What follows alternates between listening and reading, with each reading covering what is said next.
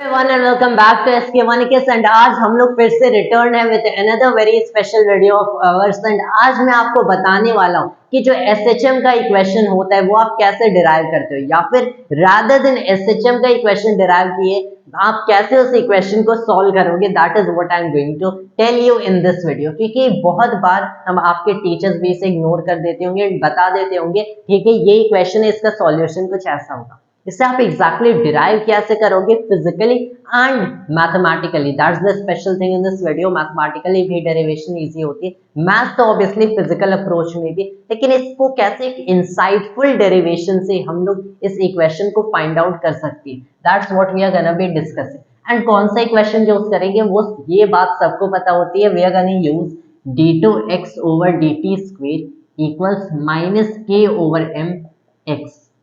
ये जो इक्वेशन है ये बेसिकली सिंपल हार्मोनिक मोशन की इक्वेशन है for a spring mass system की स्प्रिंग की स्टिफनेस k है, मास m अटैच्ड है, तब d2x over dt square minus k over m times x के इक्वल होता है। अब यहाँ पे ना अगर आप देखते हो कि आपको बता दिया जाएगा कि x as a function of time a या फिर जैसे xm भी कहते हैं, xm cos omega t plus five के इक्वल होता है, ठीक है। अब ए अगर ये x as a function of time xm cos omega t plus five के इक्वल होगा, तब हम सबको पता है कि ये दिस इज समथिंग लाइक आपको बता दिया गया कि इसका ये सॉल्यूशन होगा। बट इसे आप डिराइव कैसे करोगे कि it is xm cos omega t five.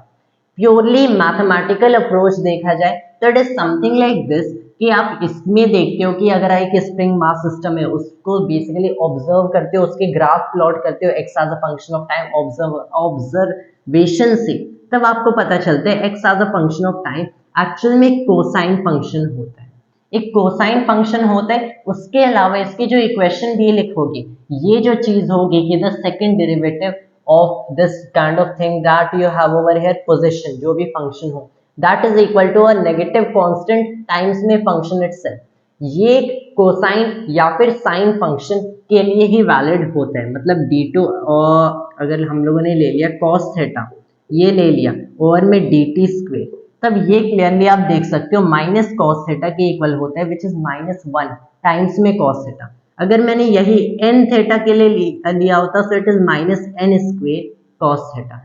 अब अगर यहाँ पे in fact it is cos n theta, यहाँ पे मैंने एक कांस्टेंट फाई ऐड कर दिया होता तो यहाँ पे भी एक कांस्टेंट फाई ऐड हो जाता। यहाँ पे अगर एक कांस्टेंट प्लस में फाई है,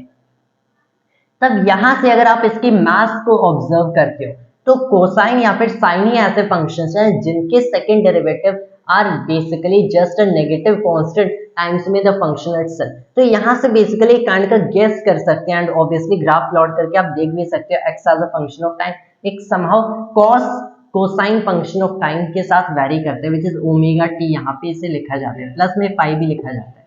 द थिंग इज कि इसे हम लोगों ने ये देख लिया, मतलब x as a function of time somehow एक कोसाइन फंक्शन ऑफ टाइम होना चाहिए। तो इसके लिए ऑब्वियसली एम्पलीट्यूड को देखने के लिए मैक्सिमम वैल्यू ऑफ कॉस पे 1 पे हमें एम्पलीट्यूड पोजीशन मिलनी चाहिए, -1 पे भी एम्पलीट्यूड पोजीशन मिलनी चाहिए। तो मैक्सिमम डिस्प्लेसमेंट लिख दिया विच इज एम्पलीट्यूड, ए से भी रिप्रेजेंट कर सकते हो, cos of this constant omega T plus में 5 से लिख दिया। कुछ ऐसे आते हैं, पता कैसे चला ओमेगा ही यहाँ पे यूज होगा, यहाँ पे कोई दूसरा कांस्टेंट ओमेगा स्क्वायर नहीं यूज हो सकता। That is one kind of drawback जो कि इस बेसिकली मैथमेटिकल डेरिवेशन में मिलता है। And I am telling you कि ये कंप्लीटली एक मैथमेटिकल अप्रोच है जो कि इसकी फिजिक्स को एक्चुअली सूट नहीं कर रहा है। इसमें आप बस यही देख रहे हो कि ऐसा फंक्शन है जिसका second derivative is the negative constant times में द फंक्शन इटसेल्फ। इसी चीज को एक फिजिकली मतलब एक स्प्रिंग मास सिस्टम के लिए ही आप कैसे स्टडी करोगे, let's have a look at कि यहाँ पे आपके पास वही स्प्रिंग मास सिस्टम है कि मैंने ले लिया एक स्टिफनेस k के साथ ये मास m हो गया, जिसे यहाँ पे एक्सटेंड किया गया है at a distance x। And यहाँ पे फिर क्या हुआ कि मैंने जब इसे एक डिस्टेंस x पे एक्सटेंड किया तब इस पे एक हुक्स फोर्स एक्ट करती है which is -kx, right. That's it, vectors इसके बना सकते हैं, no need for that. The thing I am trying to tell you over here कि जब भी ये हुक्स फोर्स या फिर हुक्स लॉ यहाँ पे एक्ट करता है, आपको पता करना है कि इस स्प्रिंग में कितनी पोटेंशियल एनर्जी स्टोर होती है, दैट इज हाफ के एक्स स्क्वायर। इतनी पोटेंशियल एनर्जी इस स्प्रिंग में स्टोर होती है। ना अब अगर इस स्प्रिंग में इतनी पोटेंशियल एनर्जी स्टोर होती है, मैंने पाई इक्वल 0 फेज कांस्टेंट लिख दिया, इसका मतलब क्या, पाई इक्वल 0 का मतलब यही होता है कि 0 टाइम पे जो इसकी वेलोसिटी है, एक्स वेलोसिटी 0 है, एंड 0 टाइम पे इसकी पोजीशन एम्पलीट्यूड पोजीशन है एक्सएम पे है, तो इसे मोर लाइक ऐसे एक्सएम लिख सकते हैं, जो इक्वल्स हाफ के एक्स स्क्वायर। इतना तो वर्क एनर्जी पावर से सबको पता होता है। अब यहाँ पे जब मैंने इस ऑब्जेक्ट को रिलीज किया, ये ऐसे simple harmonic motion back and fourth करता है। The thing over here is कि जब ये बैक एंड फोर्थ मोशन करता है, जब ये एक्सएम एंड माइनस एक्सएम पे आता है, ये रुक जाता है, तो ऑब्वियसली इन पोजिशंस पे इसकी काइनेटिक एनर्जी 0 होती है। जब तक डैम्पिंग नहीं हो रही है एंड ये फोर्स्ड ऑसिलेशन नहीं है, आपको समझना है टोटल मैकेनिकल एनर्जी कांस्टेंट होगी। तो किसी भी इंस्टेंट पे sum of kinetic energy potential energy किसी भी दूसरे इंस्टेंट की काइनेटिक एनर्जी पोटेंशियल एनर्जी की सम के इक्वल होगी। मतलब मैं क्या कर सकता हूँ कि इस बेसिकली इंस्टेंट पे यहाँ पे अगर देखा जाए तो यहाँ पे जो सम ऑफ काइनेटिक एनर्जी एंड ये पोटेंशियल एनर्जी होगी, काइनेटिक एनर्जी 0, पोटेंशियल एनर्जी इस इंस्टेंट पे इजिली देख सकते हो, हाफ के एक्स इक्वल्स एक्सएम रखेंगे, हाफ के एक्सएम का स्क्वायर, एंड इसको रिलेट कर सकते हो किसी दूसरे रैंडम इंस्टेंट पे जहां पे पोजीशन है x, वेलोसिटी है vx। तब हम लोग क्या कर रहे हैं कि half m vx square plus half के एक्स स्क्वेयर को मैं हमेशा लिख सकता हूँ हाफ के एक्स एम स्क्वेयर। ये लिखा भी कैसे, किसी इंस्टेंट पे जब वेलोसिटी vx होगी, पोजीशन x होगी, इनका सम हमेशा टोटल मैकेनिकल एनर्जी के इक्वल होगा। ये टोटल मैकेनिकल एनर्जी इतनी क्यों है, इस रीजन से हमें पता चला कि एक्सट्रीम पोजीशन पे फाई इक्वल 0 के लिए ये आके रुक जाती है। मतलब ये जो पोटेंशियल एनर्जी है कंप्लीटली हाफ के एक्सएम स्क्वायर हो गए, तो इतनी टोटल मैकेनिकल एनर्जी है, हर इंस्टेंट पे यही मैकेनिकल एनर्जी होनी चाहिए। भले ही काइनेटिक पोटेंशियल इंक्रीज डिक्रीज कर रहे हैं, लेकिन कांस्टेंट ये हमेशा रहेगा इनका सम। देन इससे मैं क्या पता कर सकता हूँ कि जो Vx होगा, this is square root of just algebra, यहाँ पे अलजेब्रा हो गया square root of k over m, x m का स्क्वायर माइनस में एक्स का स्क्वायर, राइट। इतनी स्पीड होगी इसकी जब कोई भी पोजीशन एक्स होगा। अब मैं क्या करने वाला हूँ कि मुझे पता है कि किसी भी पोजीशन पे इस ऑब्जेक्ट की, इस बेसिकली पार्टिकल इन एसएचएम की क्या स्पीड होगी, इसे मैं रिप्रेजेंट कर सकता हूँ by D x by D T. अगर मैंने इसे dx बाई डी टी लिख दिया तो यहाँ पे dx है, यहाँ पे एक वेरिएबल x है, इस पूरे टर्म को इस साइड लाओ, dt को इधर भेजो, फिर हम लोग इंटीग्रेट करेंगे with dx over the under root of k over m x square minus x m का स्क्वेयर इक्वल्स dt, एंड इसे हम लोगों ने इंटीग्रेट कर दिया। t इक्वल्स 0 पे ऑब्वियसली फेज कांस्टेंट 0 लिए हैं, तो पोजीशन xm हो गई, t इक्वल्स t पे ये पोजीशन मान लो x हो गई, ये वैल्यू हो गई t। इसे कैसे इंटीग्रेट करें, अब इसे इंटीग्रेट करने के लिए what I am going to do is integration by substitution. यहाँ पे k over m x square minus k over m x m का स्क्वेयर है, ये मैंने क्या लिया, इनफैक्ट xm माइनस में x, यहाँ पे xm है, यहाँ पे x है, मैंने क्या लिया कि हम लोग x को xm cos थीटा अब ले लेते हैं, cos थीटा कोई वेरिएबल हो गया, कोई ट्रिग्नोमेट्रिक वेरिएबल थीटा। ये हम लोगों ने कैसे लिया, अब देखो कोई भी आप इंटीग्रेशन करो ऐसे अंडर रूट में यूजुअली होते हैं, तो वहां पे किसी भी वेरिएबल को as a trigonometric variable substitute करके इंटीग्रेट कर सकते हो, that is always perfectly valid, ऐसे चीजें इजी हो जाती है, that is integration by substitution. The thing is कि यहाँ पे हम लोग वैसे तो इंटीग्रेट कर ही सकते हैं, इसे cos थीटा ले लो, बट अगर हमें ऑलरेडी पता है कि ये कोसाइन फंक्शन से वेरी कर रहा है, इतना तो इससे मैथमेटिक्स से पता ही चल गया, एंड ऑल्सो इतना इसका ग्राफ प्लॉट करके पता कर सकते हैं कि पोजीशन ऑब्वियसली cos थीटा से वेरी कर रहे हैं, कॉस ऑफ टाइम से वेरी कर रहे हैं। तो हम लोग क्या करते हैं, इसे अगर एक कोसाइन फंक्शन ही लिख दिए, फिर इसकी हाईएस्ट वैल्यू के लिए एम्पलीट्यूड यहाँ पे मल्टीप्लाई कर देते हैं, लोएस्ट के लिए एम्पलीट्यूड मल्टीप्लाई कर देते हैं, ताकि एक परफेक्ट इक्वेशन बनेगा। मैंने इसे x equals x m cos theta लिया, मतलब dx बाई डी थीटा क्या हो गया, minus x m cos sine of theta, right, sine of theta, मतलब dx equals minus x m sine theta d theta.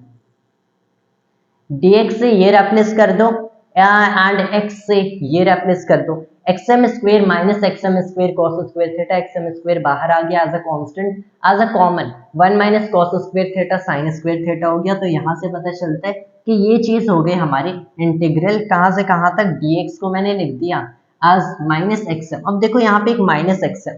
इस चीज को सॉल्व करने के बाद भी ये एक्चुअल में वेलोसिटी है, तो पॉजिटिव नेगेटिव वैल्यूज मिलेगी, तो नेगेटिव के लिए ये माइनस कैंसिल हो जाएगा, माइनस लिखने की अब जरूरत नहीं है। So it is integral of x m sine theta d theta over the under root of k over M.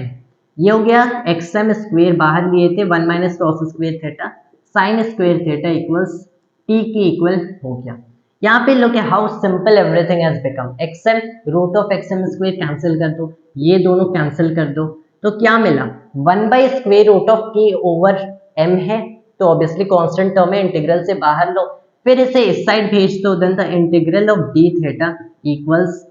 T times में root of k over m हो गया। यही हुआ। अब मुझे बस डी थीटा को इंटीग्रेट करना है wherever I have to, and मुझे एक काइंड का रिजल्ट मिल सकता है by again changing the variables, that is what we have to do right here, right. So in this particular case अब कहाँ से कहाँ तक इंटीग्रेट करना है। नाउ द थिंग इज कि इसे हम लोग कुछ ऐसे इंटीग्रेट करते हैं, मैंने इसे x equals XM cos theta लिखा था, टाइम t इक्वल 0 पे मैंने पाई equals obviously overall phase constant 0 लिया है, तो t इक्वल 0 पे x इक्वल्स एक्सएम लिख दिया। x इक्वल्स एक्सएम का मतलब यहाँ पे एक्सएम इक्वल्स, यहाँ पे भी एक्सएम लिखा, एक्सएम कॉस थीटा मतलब कॉस थीटा 1 हुआ, मतलब थीटा इक्वल्स 0 रेडियन, मतलब जब x इक्वल्स एक्सएम होगा तो जिस वेरिएबल को हमने सब्सटीट्यूट किया उसकी वैल्यू 0 होगी। सेकेंड थिंग क्या है, the second thing over here is कि x को मैंने x ही लिख दिया, तो x equals XM cos theta, तब यहाँ से theta clearly x over XM का कॉस इनवर्स आ जाएगा, इसे फर्दर सॉल्व नहीं कर सकते, तो इसे मैंने लिख दिया cos inverse of x over XM. इसे इंटीग्रेट करेंगे, cos inverse x over XM, यहाँ पे 0 है लिखने की जरूरत नहीं है, इक्वल्स रूट के ओवर m टाइम्स में t के इक्वल हो गया। सबको पता है आगे क्या करेंगे, कॉस लगाएंगे, तो अगर हम लोग ऐसा करते हैं x ओवर एक्सएम किसके इक्वल हुआ, कॉस ऑफ रूट के ओवर m टाइम्स में t के इक्वल हुआ, मतलब फाइनली हमें मिलता है कि x equals XM cos of omega t की वैल्यू मिलती है। ओमेगा क्या है, यहाँ पे इस स्क्वायर रूट को मैंने के ओवर m को मैंने ओमेगा लिख लिया, तो where omega is under root of k over m, जो कि बेसिकली एक स्प्रिंग मास सिस्टम की एक काइंड की फिजिकल प्रॉपर्टी है, the angular frequency physical property से डिसाइड होती है। तो हम लोगों ने x equals XM cos omega T यहाँ से भी डिराइव किया, यहाँ से भी उसी चीज को डिराइव कर रहे थे बेसिकली, लेकिन ये कंप्लीट मैथमेटिकल अप्रोच था which I really don't like, मतलब ऐसा भी नहीं है I have a grudge against it, लेकिन mathematical approach whereas in physics जैसे मैं बताता हूँ कि काइंड की फिजिकल इंसाइट जरूरी होती है। फाई यहाँ पे कहा गया, फाई भी आप इंक्लूड कर सकते हो कि टाइम t इक्वल 0 पे अगर ये वैल्यू 0 नहीं है तो यहाँ पे कांस्टेंट फाई आ जाएगा, तो उसे आप ऐड कर सकते हो अगर एक मोर जनरल सॉल्यूशन इसका लिखना, and there you get it, the solution for equation of this simple harmonic motion आपको फिजिकल अप्रोच से मिला। Now I am gonna tell you difference. ये हम लोगों ने किया, यहाँ पे पता चला, यहाँ पे हम लोगों ने किया कि कोसाइन फंक्शन या साइन फंक्शन से हो रहा है, ऐसा वेरिएबल है बेसिकली जिसका second derivative is a negative constant times में फंक्शन इटसेल्फ साइन या कोसाइन से होता है, तो हम लोगों ने कोसाइन फंक्शन ऑफ टाइम लिखा, ओमेगा एक कांस्टेंट मल्टीप्लाई किया, पाई ऐड किया, यहाँ पे एक्सएम लगा दिया, ऐसे मिलता है। यहाँ पे ओमेगा ही क्यों हुआ, ओमेगा स्क्वायर हो गया, इसका आंसर मिल सकता है, बट द थिंग इज हम लोगों ने इसमें इनफैक्ट फिजिक्स नहीं यूज किया और डायरेक्टली फिजिक्स यूज किया। ऑन द अदर हैंड इसमें हम लोगों ने फिजिक्स का बहुत ही fundamental principle conservation of energy को यूज किया है, जो कि सॉल्यूशन को यूनिक बनाता है इस प्रॉब्लम के लिए या फिर इस पर्टिकुलर स्पेशल केस के लिए। That is the thing you have to focus. इसमें हम लोगों ने एक्चुअल में फिजिक्स को यूज करके प्रूव किया है कि फिजिक्स के अकॉर्डिंग ये सॉल्यूशन करेक्ट है, कि कुछ ऐसी हमारी solution for this equation of simple harmonic motion होगी। एंड ऑल्सो ये मैथमेटिकल अप्रोच आपको इसकी मैथमेटिक्स दे देगी, लेकिन ये approach through out it's way, through out this journey of solving this आपको एक काइंड का इंसाइट प्रोवाइड करता है। That is something like this. आप मान लो कुलम्स लॉ और गॉस लॉ के बीच डिफरेंस क्या होता है। ऑल्दो कुलम्स लॉ से आप सारे इलेक्ट्रोस्टैटिक के प्रॉब्लम सॉल्व कर सकते हो, जितनी भी फील्ड फाइंड करनी है, फोर्सेस फाइंड करनी है किसी भी चार्ज डिस्ट्रीब्यूशन से। कॉम्प्लिकेटेड ऑब्वियसली हो सकता है कुछ कॉम्प्लिकेटेड चार्ज डिस्ट्रीब्यूशंस की वजह से, लेकिन आप इन दी एंड उसे सॉल्व कर सकते हो। कंप्यूटर की जरूरत पड़ सकती है, अलग अलग न्यूमेरिकल टेक्निक्स की जरूरत पड़ सकती है, it might go very tedious, लेकिन सॉल्व कर सकते हो। On the other hand Gauss law obviously बहुत ही सिंपल होता है, लेकिन कुछ ही केसेस में काम करता है, ऐसे केसेस जिनकी चार्ज डिस्ट्रीब्यूशंस हाईली सिमेट्रिक होती है, वरना गॉस लॉ यूज नहीं कर सकते। लेकिन फिर भी मैक्सवेल इक्वेशंस में गॉस लॉ को इंक्लूड किया है, कुलम्स लॉ को नहीं। द थिंग इज कि ऑल्दो कुलम्स लॉ से आप सारे प्रॉब्लम सॉल्व कर रहे हो, जो भी कर रहे हो, लेकिन गॉस लॉ इसकी एक फिजिकल इंसाइट आपको समझाते, इसकी फिजिक्स समझाते, एक काइंड की आपको इंसाइट देता है इलेक्ट्रोस्टैटिक्स की। That is what you have to understand कि फिजिक्स में इसकी इंसाइट्स बहुत जरूरी होती है। तो बेसिकली काइंड की फिजिकल अप्रोच यूज करना is always better. Mathematical approach on the other hand आपकी मैथ्स अच्छी है, आपको इक्वेशंस दे देता है, but physical approaches are always better, and इससे आपको always you'll have an edge over these techniques. That is what I want to explain you in this video, and that was all for today, and thanks to all viewers.